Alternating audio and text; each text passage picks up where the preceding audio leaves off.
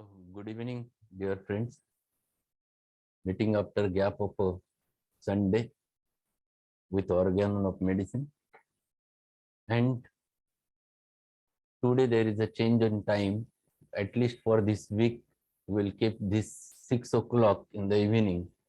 It will be convenient for me for certain reasons. So we'll continue for whole week at the same time, that 6 o'clock in the evening. So that will be better for me as well as you.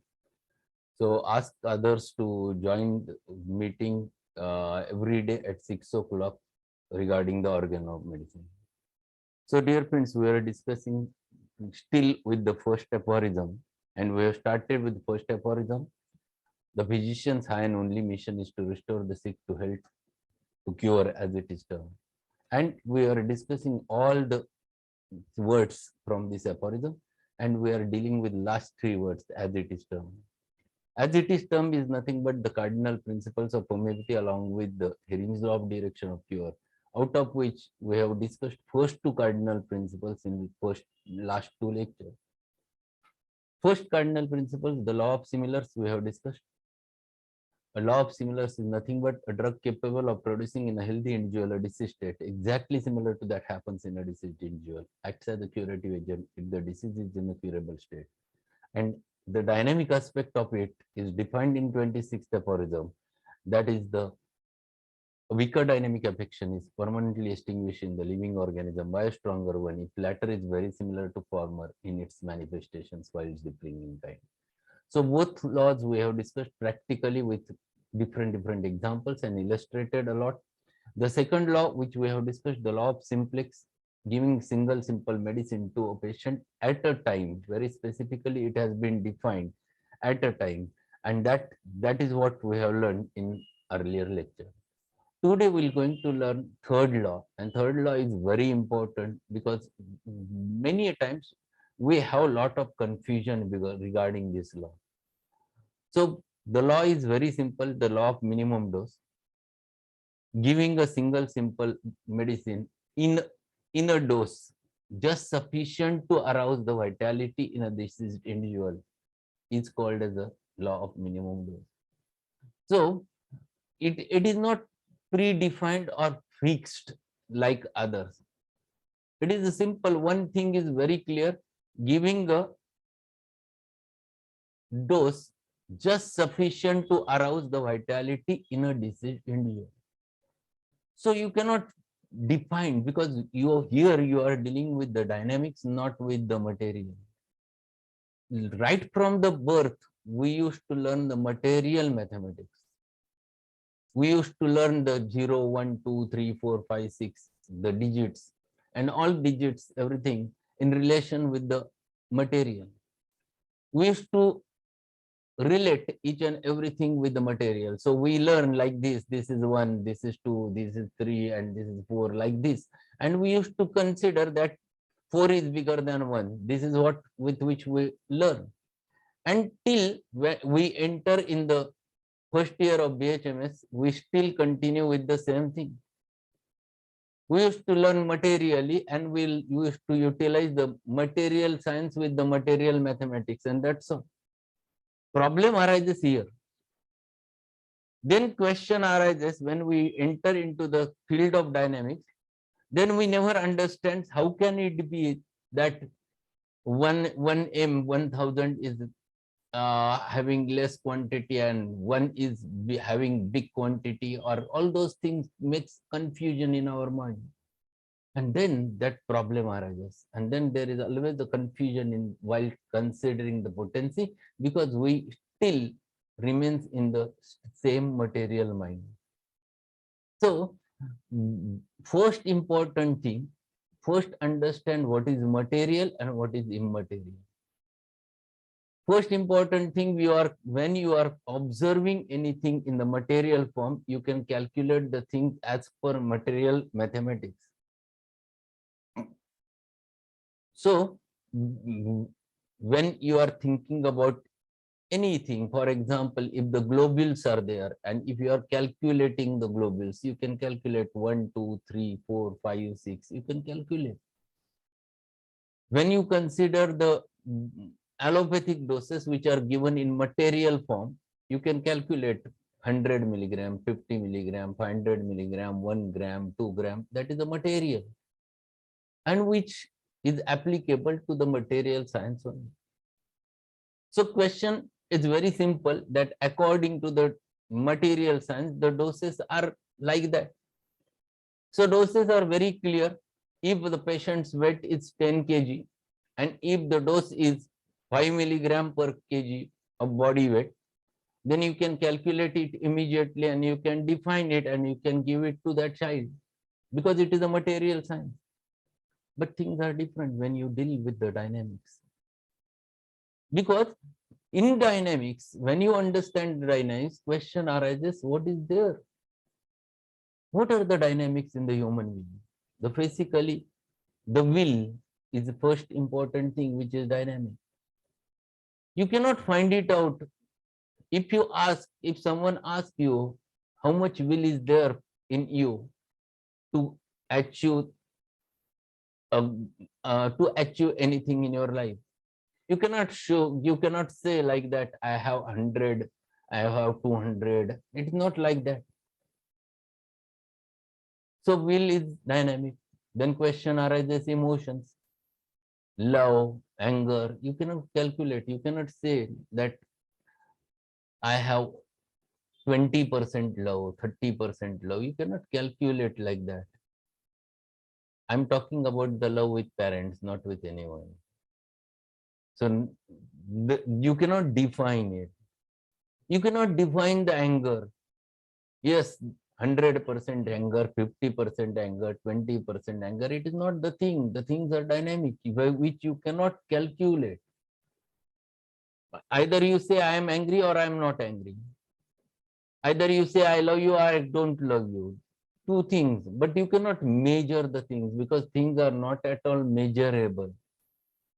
So when things are not measurable, when it happens, when the disease happens at such a dynamic level which is not measurable, how can you define the dose in those dynamic persons with the help of material medicine? You are not providing the material medicine.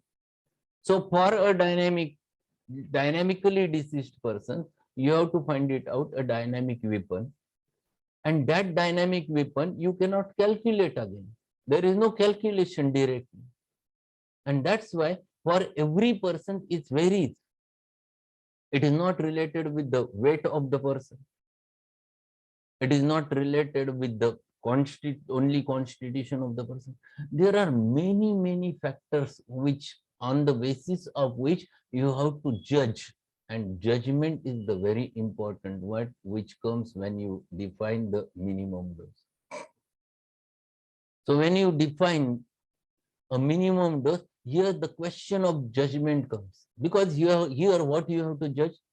Here you have to judge the susceptibility of that human being. It is too important. Understanding, judging the susceptibility of the human being matters a lot. And when you have to judge the susceptibility, there are n number of factors plays role. It is not a single entity which will going to give you or give direct judgment of the thing. And that's why we have to understand it from one person to another person, or in each person you have to find it out. Every person is different. What are the differences between the persons? Every person's the physical constitution is different, as well as mental makeup is different. And in mental makeup, all those things matter. The will and emotions, intellect and understanding, the memory, the logic, every person is different with all those things. So it is not applicable, one fixed entity is not applicable to this. Here the question of judgment comes. When you think in the form of dynamics, the question of judgment comes, and susceptibility is always dependent upon all those factors. Second important thing which you have to take into consideration, the age of the person. So here, according to the age, it varies. In children, the susceptibility is quite high. Generally, as age advances, the susceptibility becomes comparatively less and less. In the youngsters it is high, but in the middle-aged persons or in adults, generally it is moderate. And when age advances, the susceptibility becomes comparatively low. But it is also not fixed. It depends from one individual to another individual. It varies. Because you cannot fix, because some persons, even at the age of more than 50, they are too active, then you can find it out, the susceptibility is not lowered in them. So again, question, it depends upon that individual. Sex is another factor which you have to take into consideration. So what is the difference between the sex in whom the more susceptibility is there, whether it is in males or females? What is your answer? What do you feel? Who are more susceptible? Any idea? The males, females. One says male, another says females. Again, question arises because males are different than females at all levels. If you understand the human being, the male and female, the intellectual susceptibility is more in males than the females, but the emotional susceptibility is more in females than males. It varies because they are different. Their constitution is different, their organs are different, their hormones are different, and that's why it varies. So again, a question of individuality comes, and again you have to judge on the basis of that. That is one more factor which you have to take into consideration. Then the third thing which you have to consider is what type of disease the patient is suffering from. When patient comes to you, whether he is in acute stage, whether he is in chronic state, whether he is in a chronic state in a debilitated part. So in acute, generally the susceptibility is quite high. And one thing, keep it in your mind always, simple rule, very simple rule. If you have a notebook with you, write this simple rule first. If the susceptibility is high, the potency should be high with less repetition. Simple rule is, when susceptibility is high, the potency should be high with less repetition. And if susceptibility is too low, then potency should be low, but it bears repetition till the susceptibility gets normal or till the susceptibility gets aroused.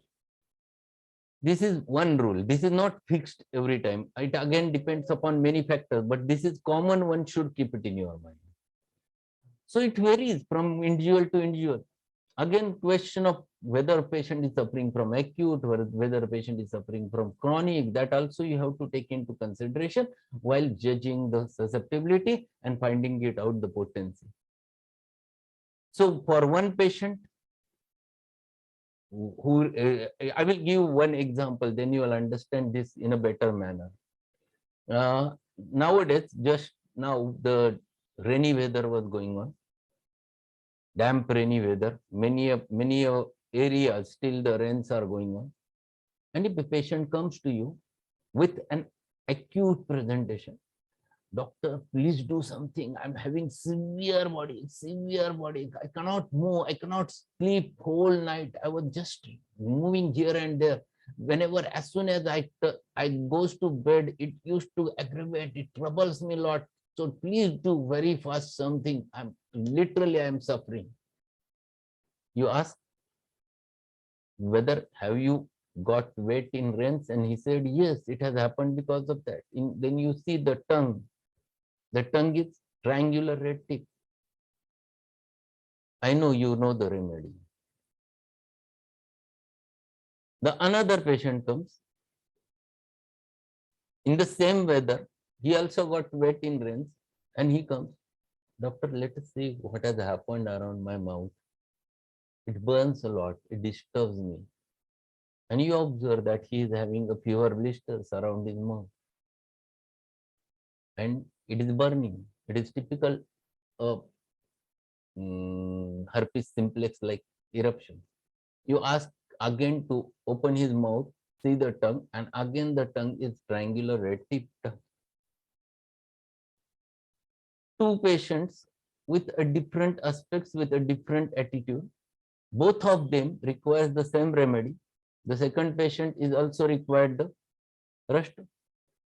Question arises here, what is minimum for the first patient and what is minimum for the second patient? So when patient comes to you in agony, that means he is restless at the physical level as well as the mental level.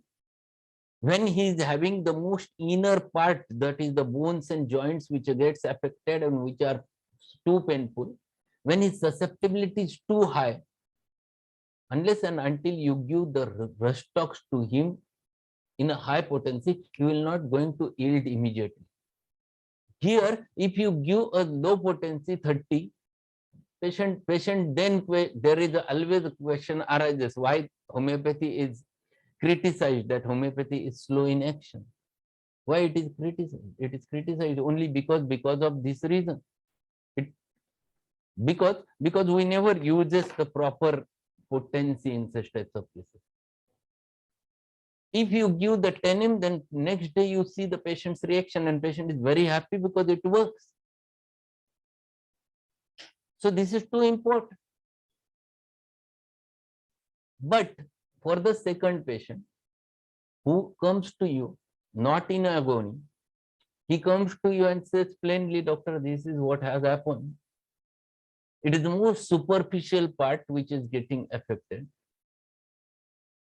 So in such types of cases, if you give even 30, will going to aggravate the patient's condition. Here it is 3C, 6C, which is very important in such types of cases. It works beautifully in such types of cases. So for one patient, 10M is the minimum dose. For another patient, the 6C is the minimum dose. So it varies. And that's why Hahnemann says in the third aphorism, while defining the qualities of the homeopathic physician, that he should have knowledge of medicinal powers. He has never said knowledge of medicines. He used the word knowledge of medicinal powers. The reason behind that is very specific, that unless and until you understand exactly what potency the patient requires, you cannot give right results or perfect result to the patient. And that's why finding it out a minimum dose for your patient is a matter of judgment, and it depends upon various factors. So here you have to catch exactly the susceptibility of the human being. You have to catch each and every point about the human being, and then you can find it out exactly the potency and repetition of the thing. So when Hahnemann says the law of minimum dose, then one more thing, there are many students who are there in this session. Many students talks about when it has been asked the cardinal principles, they only utilize the word law of minimum. They never use the word dose because it is not given by DAS. That is the problem.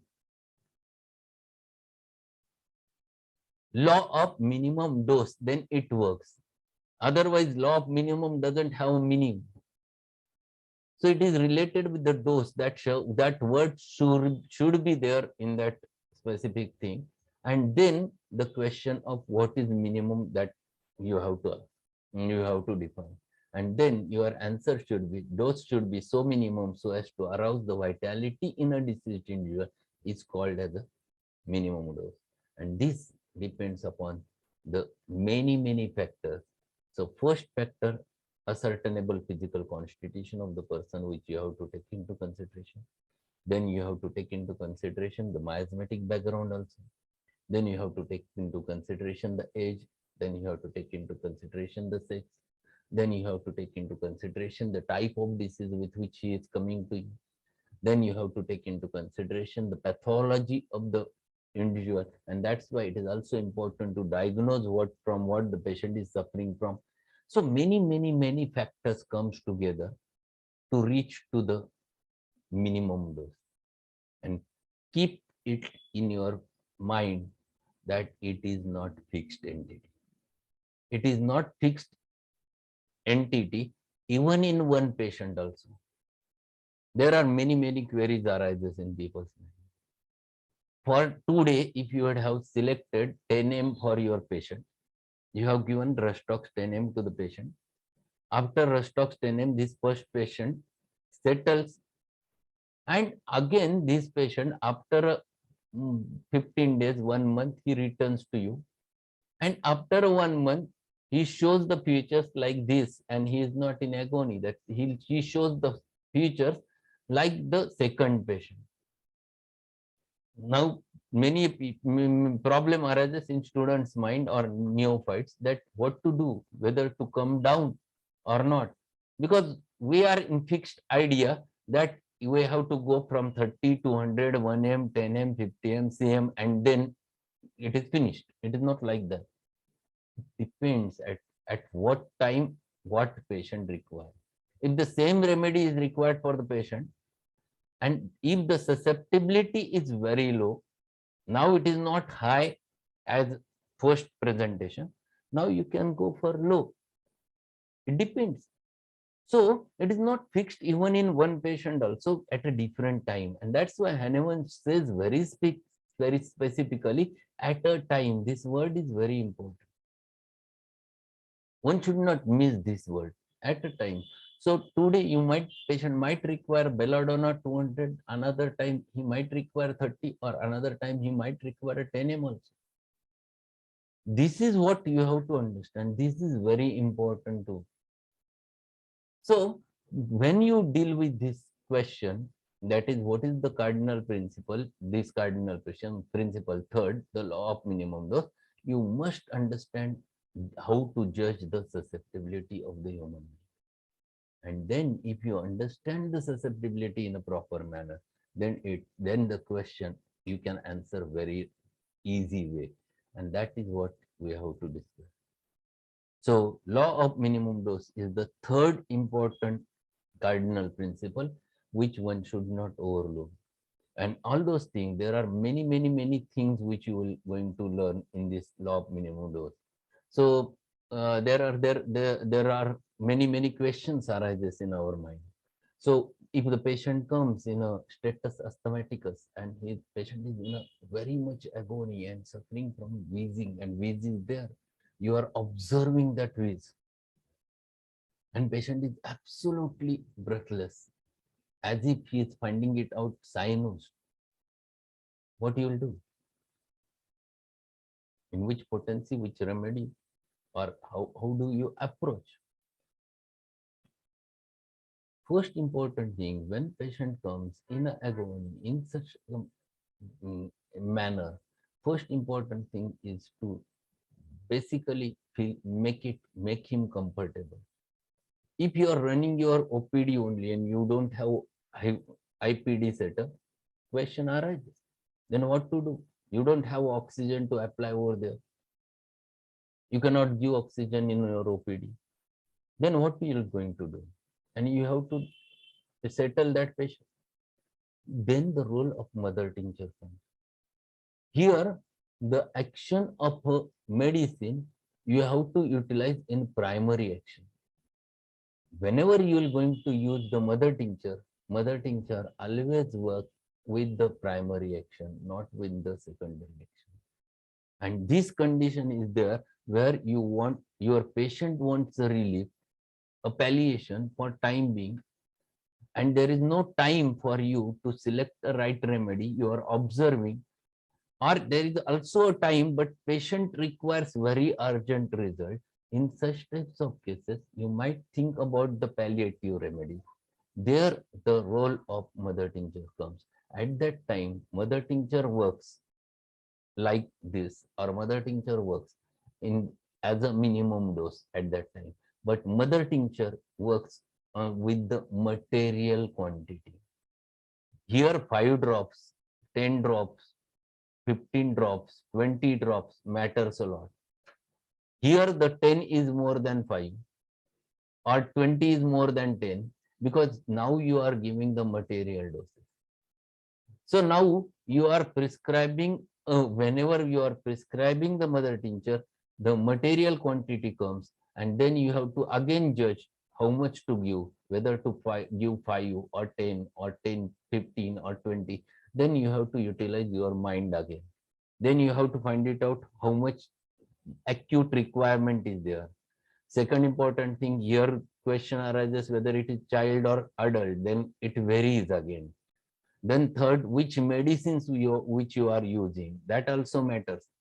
For example, if you are prescribing the Blata mother tincture for status asthmaticus patient, you can go for 10 to 15 drops at a time, thrice a day or 4 times a day, depending upon the patient's situation. And if it settles, then you have to stop mother tincture immediately. But when you are prescribing for a patient, for example, patient is not getting the sleep, and you are thinking to give him a medicine in the material form to get the sleep, which medicines which you will consider? Which medicine you are going to take into consideration? Yes, you're going to take into consideration. Jyoti has very correctly said the passiflora. But how much quantity? I have read the quantity of passiflora, what is given in boric. Boric says 25 to 30 drops, or sometimes even more than that also it requires. So it depends upon what medicine you are using. That also matters a lot. So see, open your Borix Materia Medica if you have it, and let us see what is Borix says. What is written over there?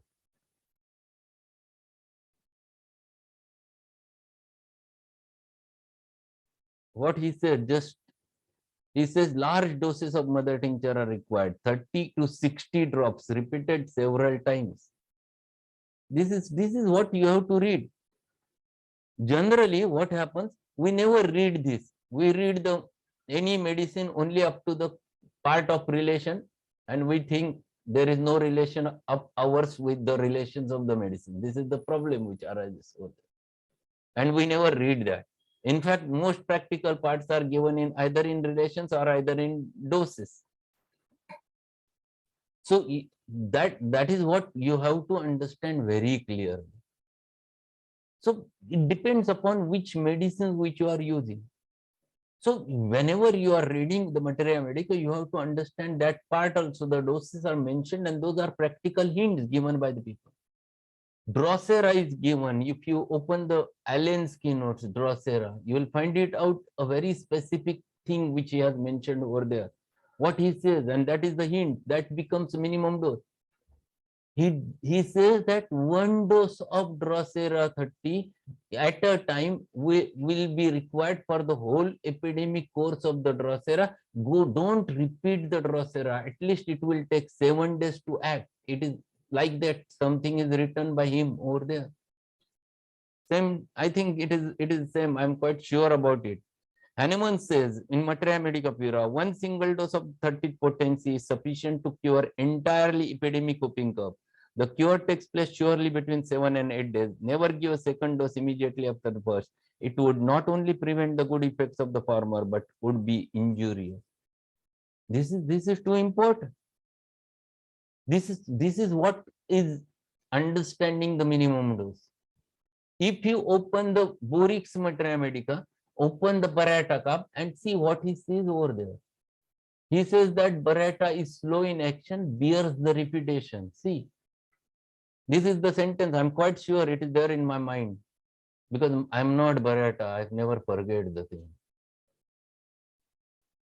Open the Borix Materia Medica, what he writes over there.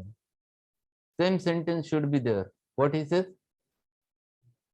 He says over there, Barata is slow in action, bears reputation. This is what the hint. This is what you have to understand. And then you have to take into consideration the minimum dose. So cardinal principle, when you are learning, then you have to look for those cardinal principles inside your Materia Medica, inside your books, with the practical hints given by the people, and then you will understand the depth of it. And this is what I want to discuss with you, all of you, that this is the third cardinal principle we have discussed, the law of minimum dose. I'm very happy today. There are many people who have joined our meeting. Dr. Shukleshwar, I'm very happy you are there. Rani Valimbesh is there. I'm very happy. Dr. Prachi Ambekar Madam, she is also there in the today's session. Yes, well, thank you very much attending the sessions. Today, also Dr. Vinod Uradi, he is getting joined in for the today's session. Adil Khan is there, then the Ali Imam is there. So many people who have joined today's session. I'm very happy. From tomorrow onwards, tell all your friends that from tomorrow the session will be exactly at 6 o'clock. I will start my session, Organon. And second, the activity of our Divine School of Homeopathy that will run at the same time, that is at the 9 o'clock. Only on certain days there will be a some change whenever the question of Gaurang sessions will start on the pediatrics. Then we have to change the some time timings for the Divine School of Homeopathy. Those who have joined our activity, the Divine School of Homeopathy, thank you very much. Those who have not joined, my request is that to join our activity of Divine School of Homeopathy, a learning platform and sharing platform. You can join anytime. So if you are interested, just call me or call Prerna. Everyone knows that, or Saurabh over there, and join our Divine School of Homeopathy. The things are going in a right direction, even in Divine School of Homeopathy. I'm observing in every time what are the things which they are discussing with all of you, and they are sharing whatever they used to see over here and explaining the details about it for you. So thanks a lot for sharing, coming over here for the Organon lecture as well as the lectures which are arranged by the Divine School of Homeopathy at 9 o'clock. And thank you, Dr. Shukleshwar. I will ask you to come again and again so that people can learn a lot. So my suggestion is that you should not miss the lecture, and you should be one of the member who can deliver the lecture. Dr. Pallavi Patil, she is there, senior one from you, practicing at the EULA. So all of many practitioners also join these sessions. I'm very happy regarding it, and this is how we can spread the knowledge of homeopathy and we can share a lot. So thanks a lot, and we'll meet tomorrow at the same time at 6 o'clock sharp, so that we can learn next cardinal principle, the doctrine of vital force, in tomorrow's session. Thank you very much.